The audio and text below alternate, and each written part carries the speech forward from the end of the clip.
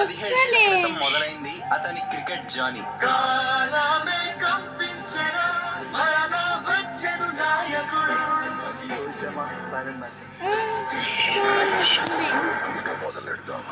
అద్భుతం జరిగే ముందు ఎవ్వరూ గుర్తించరు, కానీ అది జరిగిన తర్వాత ఎవ్వరూ గుర్తించాల్సిన అవసరం లేదు. ఎస్, క్రికెట్ లో అతను అద్భుతం. అతను కొట్టిన సిక్సర్లు,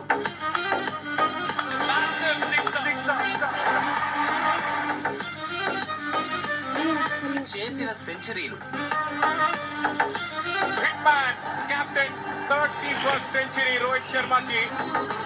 సాధించిన పరుగులు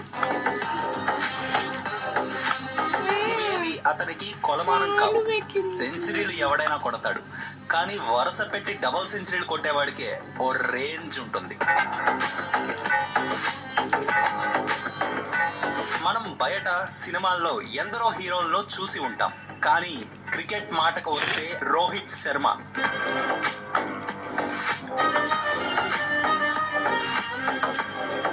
ఫ్యాన్స్ కి మాత్రం ముద్దుగా హిట్ మ్యాన్. అతను కొడితే అలా ఇలా ఉండదని అందరూ ఎందుకంటారో మరోసారి చూసే టైం వచ్చింది.